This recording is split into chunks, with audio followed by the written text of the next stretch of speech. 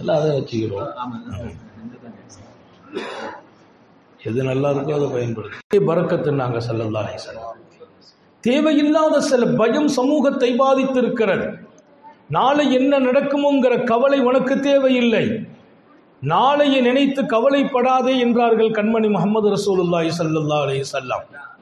இன்றைக்கு பயனற்ற கவலைகள் பல பேரை பாதித்திருக்கிறது, நிம்மதியை குலைத்திருக்கிறது. நாம் பயனற்று படுகின்ற கவலைகள் நிறைய இருக்கிறது. ஒவ்வொன்றும் நம்மை பாதிக்கும். சில பேர் மௌத்தை நினைச்சு பயம், சில பேர் நோயை நினைச்சு கவலை. எந்த ஒன்றும் அல்லாஹ்வின் நாட்டம் இல்லாமல் நம்மை அழித்து விடாது. அல்லாஹ் நம்ம எல்லாருக்கும் நம்பிக்கையை பலப்படுத்துவானாக. சங்கை மிக்கவர்களே, காத்தமுன் நபியின் ஸல்லல்லாஹு அலைஹி வஸல்லம் பெண் மக்களை குறித்து சோபனமே சொல்லிக் கொண்டிருப்பார்கள். எல்லா காலத்திலும் வாழ்த்துக்களுக்குரியவர்கள் பெண்கள் என்கிறார்கள். துவா விஷயத்தில் கூட அவங்க துவாவுக்கு தனி பவர் இருக்குதுன்னா அல்லாஹ் நம்ம பெண்களை அப்படிப்பட்ட மக்களாக ஆக்கி வைப்பானாக. அவர்களுக்குள்ளே ஒரு நம்பிக்கை வளர வேண்டும். இன்றைக்கு நாம் பெண்களை வார்த்தெடுக்கிறோம், உருவாக்குகிறோம் என்றால் அவர்கள் சமூகத்தில் பரக்கத்துக்குரியவர்கள். பரக்கத் என்ற வார்த்தையால் வல்லல் நபி ஸல்லல்லாஹு அலைஹி வஸல்லம் பெண் மக்களை இந்த மண்ணில் பிறக்கிற போது செய்தியை சொல்கிறார்கள். இன்னொரு ஆச்சரியமான செய்தி நான் படித்தேன்.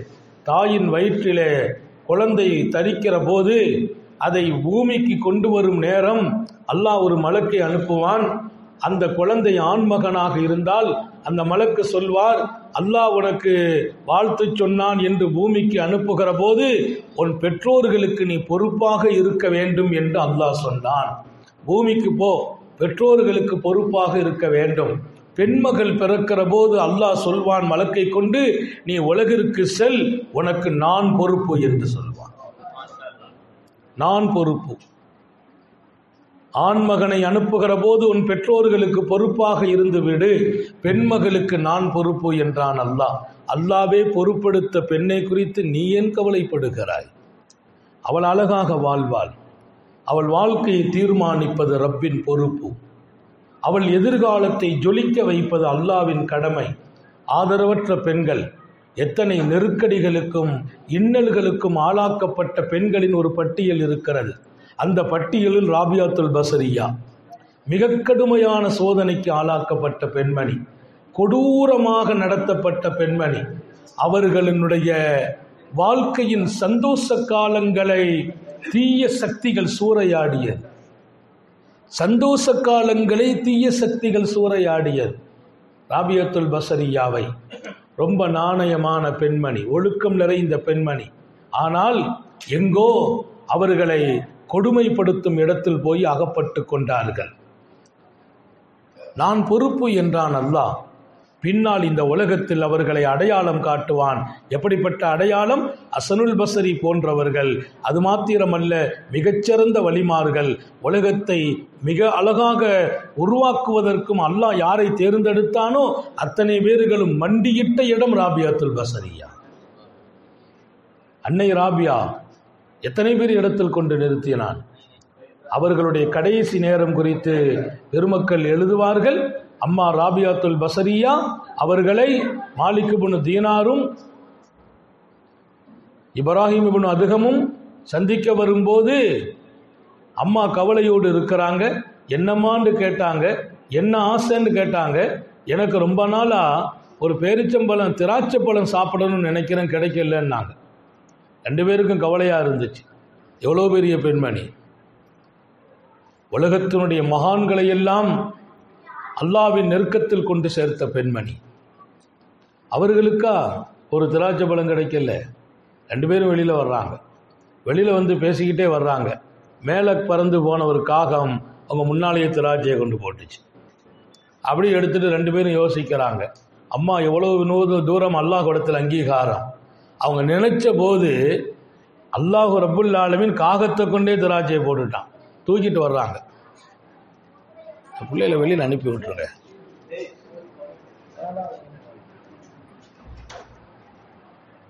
தூக்கிட்டு வந்துட்டாங்க. பிரியமாக கொண்டு வந்தாங்க. ராபியாத்துல் பஸரியா அந்த பழத்தை பார்த்துட்டு, நீங்கள் சாப்பிடுங்க, உங்களுக்கு நீண்ட நெடும் காலம் இந்த பணம் தானே ஆசைப்பட்டு கிடைக்கலன்னாங்க. அம்மா சிரிச்சாங்க. சிரிச்சிட்டு சொன்னாங்க, 30 ஆண்டுகளாக ஒரு ஹலாலான திராட்சை சாப்பிட நினைத்தேன், கிடைக்கவில்லை. நான் அல்லாஹ்வை சந்திக்கும் இந்த நேரத்திலா யாரோ ஒருவரின் தோட்டத்தில் அனுமதி இல்லாமல் தூக்கிட்டு வந்து போட்ட காகம், யாரோ ஒருவரின் தோட்டத்தில் அனுமதி இல்லாமல் இந்த காகம் தூக்கி கொண்டு வந்திருக்கு, அதை சாப்பிட்டுட்டு அல்லாஹ்வை சந்திக்கணுமா அப்படின்னு தூக்கி வச்சுட்டான். 2 பேரும் நினைச்சது என்ன? அல்லாஹ் காகத்தை வச்சு தூக்கி போட்டுட்டான்ட்டு. அம்மா பார்த்த பார்வை என்ன? இதுவரையிலும் ஒரு ஹலாலான பழம் கிடைக்கல, சாப்பிடாமல் இருக்கிறேன். ரூஹு பிரியும் போதா யாரோ ஒருவரின் தோட்டம் அவர் அனுமதி இல்லாமல் காகம் தூக்கிட்டு வந்ததை. நான் தெளிவாக சொல்கிற செய்தி ஒன்றுதான். உலகத்தில் 1000 இன்னல்களும் சோதனைகளும் அவர்களை சார்ந்த பின்னாலும் பெண்கள் இந்த உலகத்தில் பரக்கத்தாக வாழ்வார்கள். அல்லாஹ் நம்ம வீட்டு பெண்களுக்கு தௌபீக் செய்வானாக. பரக்கத்துன்னா அதுக்கு நான் அர்த்தமெல்லாம் அங்கே சொல்ல முடியாது. பரக்கத்துன்னா வாழ்க்கை ஜொலிக்கும், நிம்மதி ஏற்படும், பிரச்சனைகள் இருக்காது. பிரச்சனைகளுக்கு பின்னாலும் சந்தோஷங்கள் இருக்கும். பிரச்சனைகளுக்கு பின்னால சந்தோஷம். பரக்கத்துடையவர்கள் அப்படின்னு ஒரு பட்டியல் எழுதுறாங்க. இதெல்லாம் அங்கே நேரம் இல்லை. அந்த ஆட்களை போய் நம்ம பார்த்தா தெரியும். ஒடுக்கப்பட்ட பெண்மணி சின்னீரா, ஒடுக்கப்பட்ட பெண்மணி, அடித்து அடித்து அம்மாவை காயப்படுத்தி ரணப்படுத்தி உடலில் இனி அடிப்பதற்கு இடமே இல்லாத அளவிற்கு பார்க்கும் இடமெல்லாம் காயம். அம்மாவை அடிக்கும் பொறுப்பில் இருந்தவர்களில் உமரே ஃபாரூக் ரலியல்லாஹு அன்ஹு வராரு. அம்மாவை அடிச்சு ஹஜ்ரத் உமர் ரலியல்லாஹு அன்ஹு அடியை நிறுத்துறாங்க. அடியை நிறுத்தின போது அம்மா சிரிச்சாங்களாம். அன்னை சின்னீரா சிரிக்கிறாங்க. உமர் சொன்னாங்க, ஏன் சிரிக்கிற? உன் மேலே இறக்கப்பட்டு நிறுத்தினேன்னு நினைச்சாயா? இல்லை, என்னால் அடிக்க முடியல, கை வலிக்குது நிறுத்தினேன். யாரு? வீரம் சொரிந்த உமர். அம்மா சிரிச்சாங்க. நான் ஏன் சிரித்தேன் தெரியுமா? என்னை இத்தனை அளவிற்கு மூர்க்கமாக அடிக்கிறீர்களே, இதற்கு பகரம் என் ரப்பு தந்தால் என்ன செய்வீர்கள் என்றார். இதற்கு பகரம் என் ரப்பு தந்தால் என்ன செய்வீர்கள்? கொஞ்சம் மூர்க்கமான நிலையில் இருந்த அவர்களையும் சிந்திக்க வைக்கும் வார்த்தை அம்மாவின் நாவில். அடி, ரணம், வேதனை எல்லாவற்றுக்கும் மேலால் அவர்கள் மிளறுகிறார்கள். ஏன் அடிபட்டார்கள்? அகிலத்தின் அருட்கொடை முஹம்மதுர் ரசூலுல்லாஹி ஸல்லல்லாஹு அலைஹி வஸல்லத்தை முழுக்க முழுக்க ஏற்றுக்கொண்ட காரணத்தினால், பின்பற்றிய காரணத்தினால், ரசூல் ஸல்லல்லாஹு அலைஹி வஸல்லத்தின் தர்பாருக்கு போகக்கூடாது என்று சொன்னபோது எனக்கு அங்கேதான் வெளிச்சம் இருக்கிறது என்றார்கள். தர்பார்ல தான் வெளிச்சம். காத்தமுன் நபியின் வாழும் இடத்தில் தான் வெளிச்சம். அம்மாவின் அற்புதமான அந்த இடம். கண் பார்வை இழக்கிறாங்க. இந்த மூர்க்கமான மனிதர்கள் அடித்தடித்து பார்வையை காணாக்கினார்கள். அம்மாவுக்கு கண் தெரியாது. அம்மாவுக்கு கண் தெரியல. அம்மா வீதியில நடந்து வர்றாங்க. சின்னீரா கைவிடப்பட்டாச்சு. என் அம்மாவை ஒன்றும் பண்ண வேண்டியதில்லை, ஒண்ணுமே இல்லாம ஆக்கியாச்சு. வரும்போது சில பேர் வழி மறித்து, சின்னீரா உனக்கு இப்போது புரிகிறதா? எந்த வணக்கத்தையும் வழிபாட்டையும் நீ விட்டு வெளியே போனாயோ, எங்கள் தெய்வங்கள் உன்னை நிந்தனைக்கு உள்ளாக்கி உன் கண் பார்வை எடுத்து விட்டது. எங்க தெய்வங்கள் தான் உன் கண் பார்வை எடுத்துச்சு. அம்மா சொன்னாங்களா, இல்லை, என் ரப்பு இப்போதும் சொல்கிறேன், காதிருன் அலா யருத்த அலைய பசரி, இப்போதும் நான் சொல்கிறேன், என் கண்ணில் பார்வையை கொடுத்து என்னை பார்க்க செய்யும் சக்தி என் ரப்புக்கு இப்போதும் இருக்கிறது. எடுத்தவன் அவனே, அவன் நினைத்தால் இப்போதும் கொடுப்பான். சொல்லி முடிச்சாங்க. கண் பார்வை வந்துச்சு. பார்வை வந்துச்சு. அவன் தானே எடுத்தான். காதிருன் அலா யருத்த அலைய பசரி, மீண்டும் பார்வையை கொடுக்கிற சக்தி என் ரப்புக்கு உண்டு. பார்வை வந்துச்சு. வந்தவுடனே சொன்னாங்களாம் அவர்கள், முகமது பெரிய சூனியக்காரராக இருக்கிறார். முகமதே அங்கே இல்லை, முகமதே இல்லை. அம்மா பின்னால பார்வை இழந்து பார்வை பெறுறாங்க அந்த ஒத்த வார்த்தையால். என் பார்வை எடுத்தவன் என் பார்வையை கொடுக்கும் சக்தி உடையவன், ஆழமிக்க நம்பிக்கை. ஆயிரம் ஆயிரம் சோதனைகளால் அகப்பட்ட பின்னாலும் அவர்கள் மிளிர்கிறார்கள். இப்படி நூற்றுக்கணக்கான பெண்கள் வாழ்க்கையில் ஓரம் கட்டப்பட்ட பின்னால், ஒதுக்கப்பட்ட பின்னால், கைவிடப்பட்ட பின்னால், இன்னல்களுக்கும் கொடுமைகளுக்கும் ஆளாக்கப்பட்ட பின்னால் அல்லாஹ் அவர்களை இந்த மண்ணில் மிக அழகாக ஜொலிக்க வைத்தான். மண்ணறையிலும் ஜொலித்துக் கொண்டிருக்கிறார்கள். அவர்கள் பரக்கத். நம்பிக்கை இழக்காதீர்கள் என்று மாத்திரம் ஞாபகப்படுத்துகிறேன். நாளை என்னவாகுமோ தாய்மார்களுக்கு சொல்கிறேன், வேண்டாம் அந்த அவநம்பிக்கை. உங்கள் பிள்ளைகளுக்கு நம்பிக்கை ஊட்டுங்கள். ரப்பால் எல்லாம் நடக்கிறது என்று சொல்லுங்கள். எந்த ஒரு நோயும் உன்னை அழிக்கும் சக்தி அதற்கு இல்லை என்று சொல்லுங்கள். அது எத்தனை பெரிய நோயாகட்டும், உன்னை மௌத்தாக்குற சக்தி நோய்க்கு இல்லை. நோயை கொடுத்தவன் சுகத்தையும் கொடுப்பான். இன்றைக்கு கவலைகள் பல பேர்களை வாட்டி வதைத்துக் கொண்டிருக்கிறது. மௌத்துங்கிற காலத்துக்கு முன்பு மௌத்துக்கு நெருங்கி போய் விடுகிறார்கள்.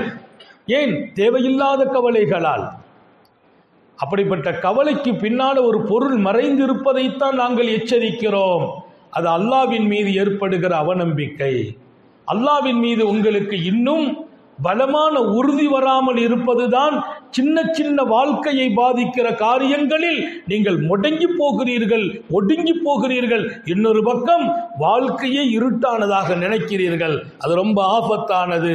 உங்களுக்கு முன்னால் உங்களை இருட்டுக்கு கொண்டு போன பின்னாலும் மீண்டும் வெளிச்சத்திற்கு கொண்டு வருகிறவன் நம்முடைய ரப்பு என்பதை விளங்குங்கள்.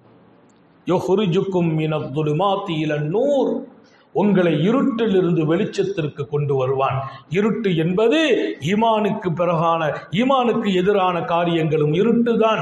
வாழ்க்கையில் நம்பிக்கைக்கு அப்பாற்பட்ட காரியங்கள் இருட்டு. உனக்கு என்னவெல்லாம் உன் வாழ்க்கையை பாதிக்குமோ அனைத்தும் இருட்டுகள். அந்த இருட்டிலிருந்து வெளிச்சத்திற்கு கொண்டு வருகிறவன் உன்னை படைத்த ரப்பு என்று திருக்குர்ஆனில் சொன்னான். நிறைய பேர் இனி வெளிச்சம் இல்லை, வாழ்க்கையில விமோச்சனம் இல்லை, இனி எங்க? அதுதான் மோசமான நம்பிக்கை. எங்களுடைய ஆலிமாக்களை நாங்கள் இது போன்ற பாடங்களை கொடுத்து வார்த்தெடுக்கிறோம். இங்கே வந்திருக்கிறவர்களுக்கும் சொல்கிறேன், நம்பிக்கை இழந்து விடாதீர்கள். இன்றைக்கு இருட்டு வந்தால் நிரந்தரமான இருட்டு என்று நினைக்காதீர்கள். இன்றைக்கு வியாபாரத்தில் தோற்று போயிருக்கலாம், ஆகா இனி நம்ம எழுந்திருக்க முடியாது, கடனாளியாயிருக்கலாம், இனி நம்மளதான் வாழ்க்கை. நீங்கள் பட்ட கடன் இதுவோடு முடிந்து போய்விடும் என்று நினைக்கிறீர்களா? தொழில் முடக்கம் இனி இல்லை, வெளிச்சம் என்று நினைக்கிறீர்களா? அந்த எண்ணம் அல்லாஹ்வும் ரசூலும் விரும்பவில்லை. நீங்கள் எத்தனை பெரிய சோதனைக்கு ஆளாகிவிட்டாலும், வாங்கிய வீட்டையே விற்கும் நிலை, வாங்கிய வாகனத்தை விற்கும் நிலை, எல்லாம் ஒண்ணுமே இல்லை. இப்போதும் நான் சொல்கிறேன், மீண்டும் வெளிச்சம் உங்களை நோக்கி வருவதற்கு அதை கொடுக்கும் சக்தி என் ரப்புக்கு இருக்கிறது. என்ன நினைத்தீர்கள்? தேவையில்லாமல் கவலைப்படுவதோ, தேவையில்லாமல் நம்பிக்கை இழப்பதோ அது ஆபத்தானது என்பதை புரிந்து கொள்ளுங்கள். மன்னோத்தியா அர்பான் லம் யும்னா மின் அர்பா, ஸல்லல்லாஹு அலைஹி வஸல்லம் சொன்னாங்க, 4 நசீப் உனக்கு கிடைக்கணும், நீ இன்னும் 4 நசீப் உனக்கு தடை செய்யப்படாது. நேரத்தை கவனத்தில் வச்சே பேசுவோம். அதெல்லாம் சொல்லலை, தெரியும். அதற்கும் சூழ்நிலையை பொறுத்து மக்கள் மனசில் சில விஷயங்களை தரிப்படுத்திடணும். எங்களுடைய பட்டமளிப்பு விழாவிலே வந்து கலந்து கொண்டு நீங்கள் ஆதரவற்று வெளியில் போயிடக்கூடாது. ஏதோ பயான் கேட்டோங்கிறது மட்டுமல்ல, உங்கள் வாழ்க்கையினுடைய நாளைய காலம் உங்களுக்கு வெளிச்சமாகவே இருக்க வேண்டும். 1000 முடக்கம் வந்தாலும் மீண்டும் நான் எழ வேண்டும்.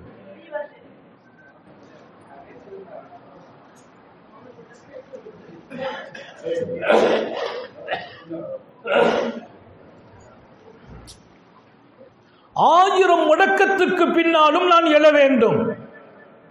ஆழமாக பதித்து விடுங்கள். சில நேரத்தில் நிர்வாக சிக்கல் வந்திருக்கும், சில பேருக்கு சமூக பிரச்சனை ஏற்பட்டிருக்கும், சில பேருக்கு வாழ்வாதார நெருக்கடி வந்திருக்கும். அவ்வளோதான் அப்படி நீங்கள் நினச்சிங்கன்னா உங்களால் எழுந்திருக்க முடியாது. இதெல்லாம் பெரிய மேட்ரு இல்லை நீங்கள் நினச்சிங்கன்னா நீங்கள் இன்னும் வாழ்வீர்கள். அவ்வளவுதான் என்று நினைக்கிற போது அந்த எண்ணம் ஆபத்து என்று சொல்கிறேன். அல்லாஹ்வின் மீது நீங்கள் இன்னும் சரியாக அவனை விளங்கவில்லை என்று சொல்கிறேன். 1000 சோதனைகளுக்கு பின்னாலும் நான் எழ வேண்டும். அதுதான் ரசூல் ஸல்லல்லாஹு அலைஹி வஸல்லம் கற்றுக் கொடுத்த வாழ்க்கை. மன்னோத்தி அர்பன் லம் யும்னா மின் அர்பா. 4 நசீபு கிடைச்சிச்சுன்னா 4 நசீபு தடை இல்லைன்னாங்க. முதல்ல மன்னோத்திய துஆவுடைய நசீபு கிடைக்கும். இதுதான் வாழ்க்கை. அல்லாஹ் இருக்கிறான், அவன்கிட்ட நான் கேட்கிற சக்தி எனக்கு இருக்குது. நான் கேட்டா அவன் காது கொடுப்பான், அவன் கேட்பான், பதில் தருவான். இதான் வாழ்க்கை. ஒண்ணுமே இல்லை, என் கையில துஆ இருக்குது. அதுக்கு மேல என்ன வேணும்? துஆ ஒரு பவர். என் வாழ்க்கையை மீட்டு எடுக்கிற பவர், என் மகளுக்கு நிக்கா செய்யற பவர், பிள்ளை இல்லாத பிள்ளைகளுக்கு குழந்தை வாங்கி கொடுக்கிற பவர், வறுமைக்கு போனவங்களை வசதியில கொண்டு நிறுத்துற பவர் துஆ. செழிப்பையும் செல்வாக்கையும் இழந்த பின்னால் அந்த ரெண்டையும் உண்டாக்குவதற்குள்ள பவர் துஆ. சர்க்கார் ஆலம் ஸல்லல்லாஹு அலைஹி வஸல்லம் சொன்ன வார்த்தை ஆலம். மன் ஊத்திய அர்பான் லம் யும்னா மின் அர்பா. துஆ கொடுக்கப்பட்டாயா நீ தடை செய்யப்பட மாட்டாய். எதை? உன் வாழ்க்கையில் அல்லாஹ்வின் புறத்திலிருந்து நீ எதிர்பார்த்தது கிடைப்பது தடுக்கப்படாது. என்ன எதிர்பார்ப்பு உனக்கு? அத்தனையும் கிடைக்கும். சொன்னது சர்க்கார் ஆலம். 9:05 ஞாபகம் வையுங்கள். ஒரு பெரிய பவர் நம்ம கையில கொடுத்துட்டாங்க. நீ கேளு. அம்மைஜீபுல் முதர்ர இதா தஆ. நிற்கதியாக இருக்கிற போது கூப்பிட்டா பதில் சொல்றதுக்கு யாருப்பா இருக்குதா? நீ நிற்கதியா போயிட்ட, உங்க உம்மா பதில் சொல்லுவாங்களா? உங்க அத்தா பதில் சொல்லுவாங்களா? உன் புள்ள பதில் சொல்லுமா? ஊரு சொல்லுமா பதில்? எல்லாமே நிற்கதினாலே ஊரு கைவிட்டு, நாடு கைவிட்டு, மக்கள் கைவிட்டு, மனைவி கைவிட்டு, புள்ள கைவிட்டு வழியே இல்லாம நிற்கிறாய். இப்ப உனக்கு பதில் சொல்றவன் நான் இருக்கனா இல்லையான்னு கேட்கிறான்ல. எப்பவும் நான் இருக்கிறேன், ஏன் என்கிட்ட கேட்கறது இல்லை? மன்சூர் இப்னு உம்மார்னு ஒரு பெரியவங்க இருந்தாங்க. மன்சூர் இப்னு உம்மார் பெரிய சூஃபி. அவங்களுக்கு ஒரு பவர் இருந்துச்சு. அவங்க என்ன கேட்டாலும் அல்லாஹ் கொடுத்துருவான். அல்லாஹ் நம்ம எல்லாருக்கும் தௌஃபீக் செய்வாங்க. இன்னைக்கு நம்ம வாழ்கிற வாழ்க்கையை நாங்கள் ஆசைப்படுறதெல்லாம் நம்ம கேட்டால் அவன் கொடுக்கணும். அந்த இடத்துல அல்லாஹ்வை நம்ம வச்சுக்கிறணும். நம்மை தூக்கி அல்லாஹ் அந்த இடத்துல வைக்கணும். நம்மை கொண்டு அல்லாஹ் எங்கே வைக்கணும்? என் அடியான் கேட்டால் நான் கொடுத்துருவேன். நாம் அல்லாஹ் எங்கே வைக்கணும்? நம்ம கேட்டால் அவன் தந்துடுவான். அதான் வாழ்க்கை. ஏதோ ஒன்று ஜீரோவானாலும் ஆபத்து. இங்கே மன்சூர் பின் உம்மார் எதை கேட்டாலும் அல்லாஹ் கொடுத்தான். சாத் இப்னு நபி வக்காஸ் நபி தோழர் இருந்தாங்க. அவங்க முஸ்தஜாபுத் தாவா, அவங்க என்ன கேட்டாலும் கிடைக்கும். இங்கே மன்சூர் பின் உம்மார் நம்முடைய காலம் வாழ்ந்த மிகப்பெரிய மகான். அவங்க மக்கள்கிட்ட பேசிட்டு இருக்கிறாங்க. அப்போ திடீர்னு அந்த கடைசியில் ஒருத்தர் நின்று தன்னுடைய தேவைக்கு அப்படி கையை நீட்டிட்டார். மன்சூர் இப்னு உம்மார் சொன்னாங்களாம், மன்னாத்தா அலகு அர்பா தராயும் அது லகு அர்பா துவா. அந்த ஒருத்தர் வாசலில் நிற்கிறார், ஒரு ஃபக்கீர் வந்து நின்றுட்டாரு, அவருக்கு யாராச்சும் 4 திருகம் கொடுங்க, அவருக்கு நான் 4 துவா செய்கிறேன்னாங்க. சொல்றது நம்மை போல உள்ளவங்க இல்லை. அவங்க துவா கேட்டால் கிடைச்சிக்கிடும். அந்த 4 துவா என்ன துவானா, அவர் என்ன விரும்புகிறாரோ அதை துவா செய்கிறேன். என்ன வேணும்? அவர் என்ன வேணும் கேட்குறேன், நான் கேட்குறேன். ஆனால் 4 திருகத்தை அங்கே கொடுத்துரு. அந்த சபையில் செல்வ செழிப்புள்ளவர்கள்லாம் உட்கார்ந்துருக்கிறாங்க. பணத்தை மடியை கட்டிட்டு உட்கார்ந்துருக்கிற கூட்டம் இருக்குது. அவர் பக்கத்தில் ஒரு அடிமை நின்னார். அந்த அடிமை டக்குன்னு 4 திருகத்தை கையில் கொடுத்துட்டார். யார் கையில்? அந்த முசாஃபிருக்கு. அடிமை யாருன்னு சொன்னால், அவர் எஜமான் ஒரு யூதர். அவர் விருந்து வைக்கிறார். அவர் 4 திருகத்தை கொடுத்து நம்ம வீட்டுக்கு வந்த விருந்தாளிகளுக்கு பழம் வாங்கிட்டு வான்னு அனுப்பியிருக்கிறார். அந்த 4 திருகத்தை கொண்டு போனவர் மன்சூர் இப்னு பயானில் வந்து நின்னார் இல்லையா, 4 திருகத்தை கொடுத்தா 4 துவான்ன ஒன்று அவர் 4 கையில் கொடுத்துட்டு வெறுங்கையா நிற்கிறார். இப்போ எஜமான் பழம் வருமேன்னு அவர் காத்துட்டு இருக்கிறார். இங்க இருக்கிறவங்க எல்லாரும் அந்த செய்தியை உள்வாங்கி இருக்கிறாங்க. 4 திருகம் 4 துவா இப்படி நினைச்சிட்டு இருக்கிறதுக்குள்ள அவர் கொடுத்து முடிச்சிட்டார். நசீபுங்கிறது அல்லாஹ் ஒருவருக்கு கொடுத்துட்டா எல்லாத்தையும் விட அவரை முந்த வச்சிருவான். ரசூல் ஸல்லல்லாஹு அலைஹி வஸல்லம் ஒரு கட்டத்தில் சொன்னாங்க, நபிமார்களை நான் பார்க்கிறேன், சொர்க்கத்துக்கு கூட்டம் கூட்டமாக போகிறாங்க. இது சின்ன கூட்டம், அடுத்த கூட்டம், ஒரு பெரிய கூட்டம் போனாங்க. இந்த கூட்டம் வந்து என் உம்மத்தாக இருக்கணும்னு நினச்சேன் அப்படின்னாங்க. ஜிப்ரீல் சொன்னாங்க, இல்லை இது மூசா நபியும் அவங்க உம்மத்தும். அடுத்த ஒரு கூட்டம் போனாங்க, அந்த கூட்டம் வானத்தை தொடுற அளவுக்குள்ள கூட்டம், அதான் என் உம்மத்து. ஒவ்வொருவர்களும் போகிற போது அல்லாஹு தாலா இவர்களில் ஒவ்வொருவர்களுக்கு பின்னாலையும் பல பேர்களை உள்ள சேர்த்து அனுப்ப போகிறான். ஒரு 70,000 பேர் கேள்வி கணக்கு இல்லாமல் சொர்க்கம் போவாங்க. அப்படி ஒரு லிஸ்ட்டு பெருமானார் ஸல்லல்லாஹு அலைஹி சொல்கிற ஒரு லிஸ்ட்டு. உடனே அந்த சபையில் இருந்த செய்தனா உக்காஷத் இப்னு மிஹ்சன் ரலியல்லாஹு அன்ஹு எழுந்திருச்சு, யா ரசூலல்லாஹ், அந்த 70,000 பேர் கேள்வி கணக்கு எல்லாம் இல்லாமல் போவாங்கன்னு சொன்னீங்களே, எனக்கு அதில் ஒரு டோக்கன் வாங்கி தந்துருங்களே, எனக்கு அதில் ஒரு டோக்கன், என் பேர் அதில். உடனே காத்தமுன் நபியின் காரூன் யசீலர், கருணை உருவானவர்கள், அல்லாஹ் வஜாலுகும் மீனுகுன்னாங்களாம், அவர்களில் என் உக்காஷாவை சேர்த்து வச்சிருந்து. அதுக்கு பின்னால் தான் சபையில் இருக்கிற சாபாக்கள் உணர்றாங்க. உடனே ஒருத்தர் எழுந்திருச்சால், நம்ம நாயகமே என்னையும் அதில் சேர்த்துருங்க. இங்கே ஒருத்தர் என்னையும் பெருமானா சொல்ல, நில்லுங்கப்பா, சபக கபிஹா உக்காஷா, ஒரு டோக்கன் இருந்துச்சு, உக்காஷா முந்தி விட்டார். ஒன்று இருந்துச்சு, யார் முந்திட்டா? நசீபு இருக்குது, அதை பெறுறதுக்கு எனக்கு நசீபு இருக்கணும். என் தரஜா உயர்த்த அல்லாஹ் வச்சிருக்கிறான் டைம், அதுக்கு நான் ஒத்து வரணும்.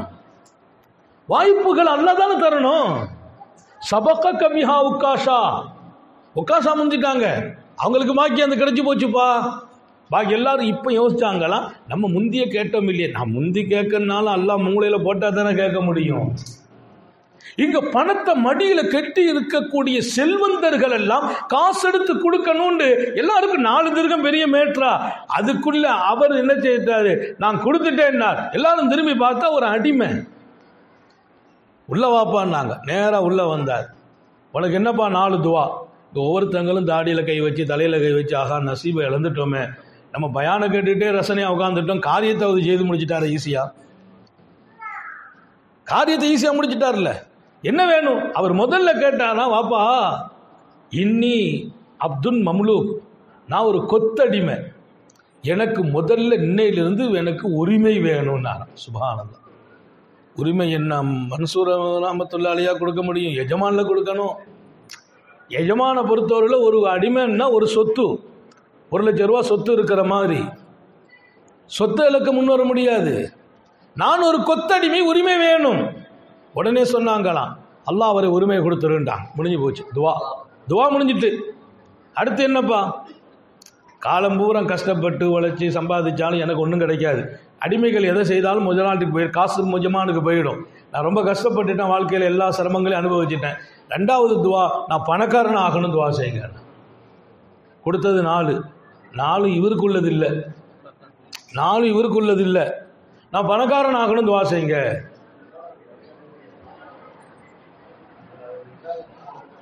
சரிப்பா, ஒப்படைச்சாச்சு, முடிஞ்சிட்டு. 3வது, என் எஜமான் ஒரு யூதர், நல்ல மனுஷன். மனிதன் எதில் இருக்கிறான், மதம் ஜாதியெல்லாம் தாண்டி நல்ல மனுஷங்கிற பேர் கிடைக்கணும்.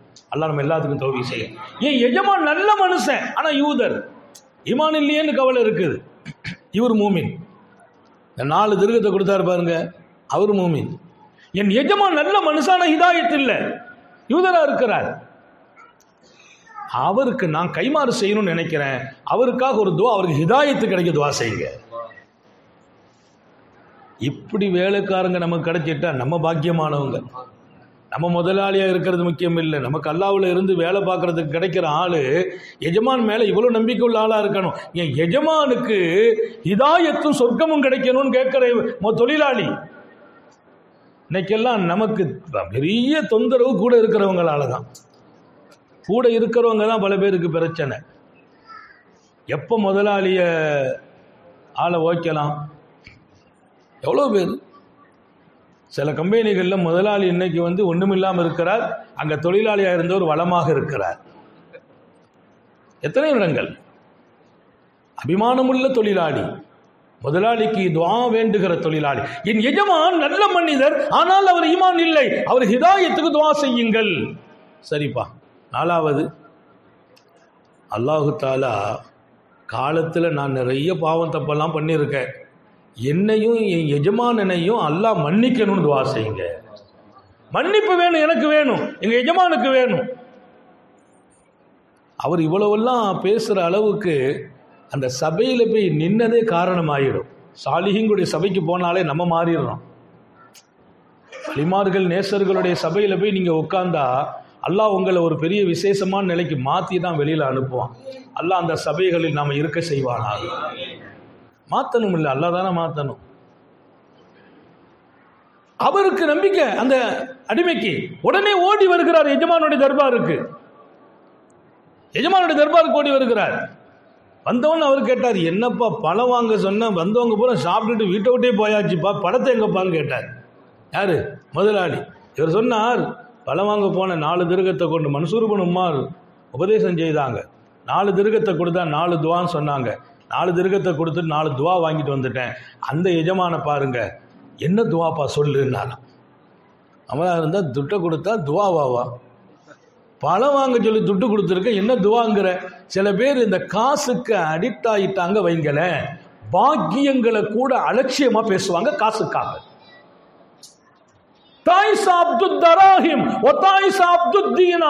தீனாருக்கும் திர்கத்துக்கும் அடிமையானவன் எந்த காலத்திலும் ஜெயிக்க முடியாது. நாங்க ஸல்லல்லாஹு அலைஹி வஸல்லம், காசுக்கு மாத்திரம் நீ அடிமைப்பட்டால் நீ தான் நஷ்டவாளி.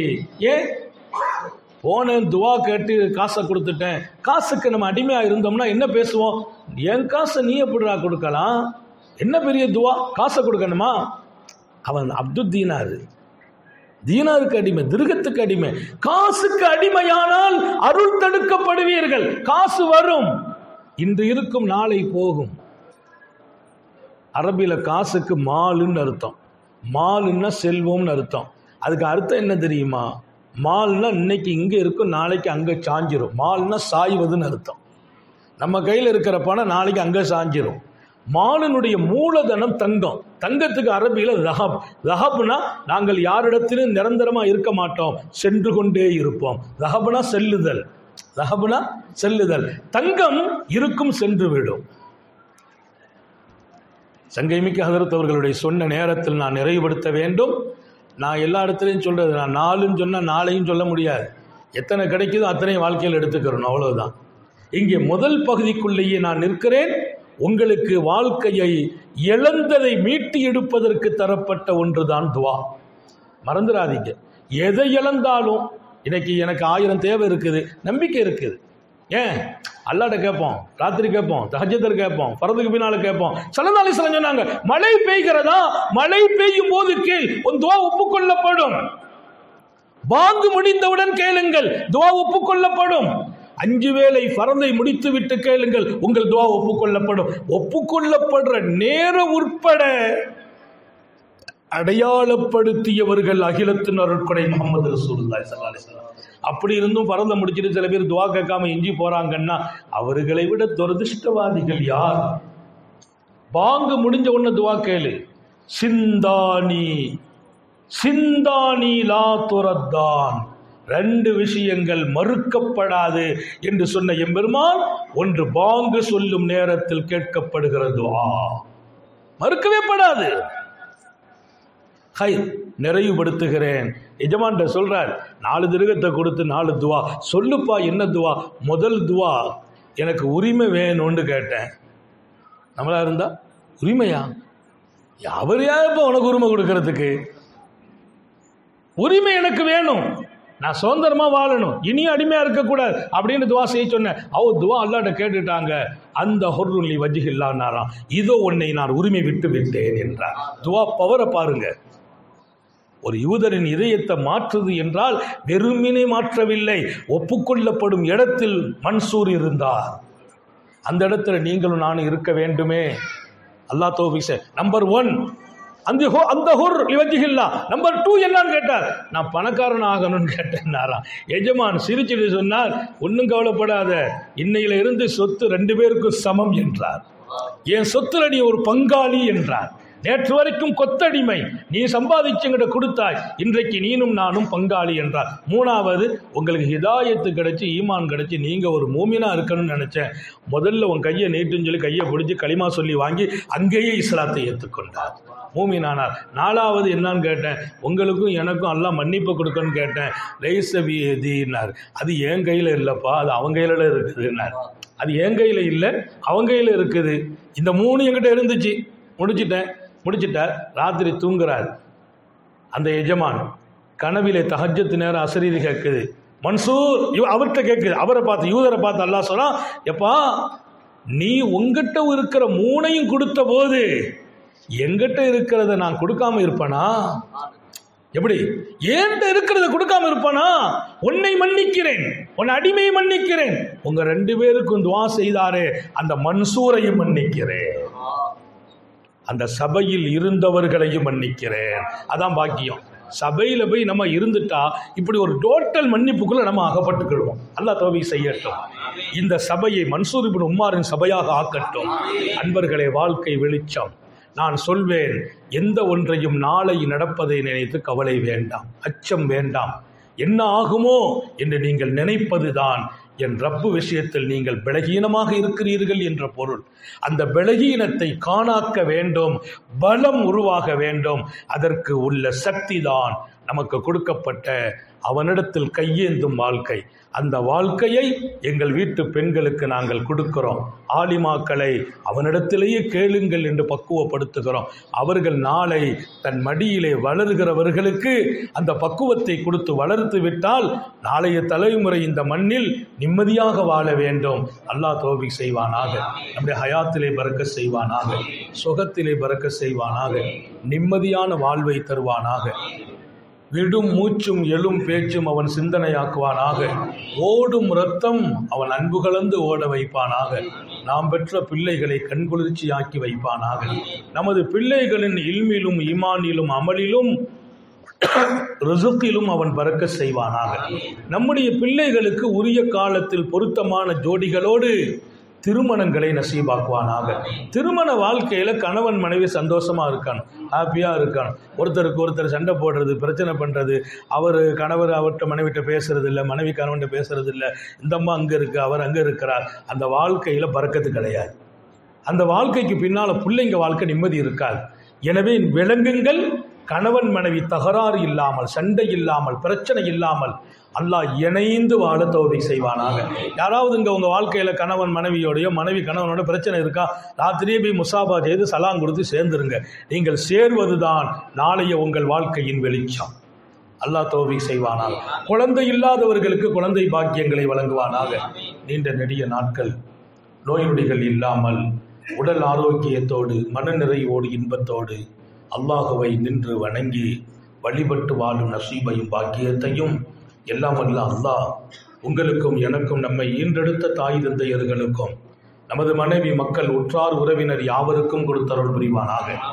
நமது உயிரினும் மேலான கண்மணி ஹாத்தமுன் நபியின் சர்க்காரை ஆலம் சுந்தர நபிகள் ஸல்லல்லாஹு அலைஹி வஸல்லம் அவர்களை கனவிலும் நனவிலும் கண்டுகளிக்கும் பெரும் பாக்கியத்தை அல்லாஹ் நம் எல்லோருக்கும் கொடுத்தருள் புரிவானாக என்ற நல்ல துஆக்களோடு உங்கள் எல்லோருடைய துஆவை ஆதரவைத்து, குறிப்பாக உலமா பெருமக்களின் உயிரோட்டமான துஆவை ஆதரவைத்து என் வார்த்தைகளை நிறைவுபடுத்துகிறேன். வாஹிரு தஅவானா அல்ஹம்துலில்லாஹி ரப்பில் ஆலமீன். அஸ்ஸலாமு அலைக்கும்.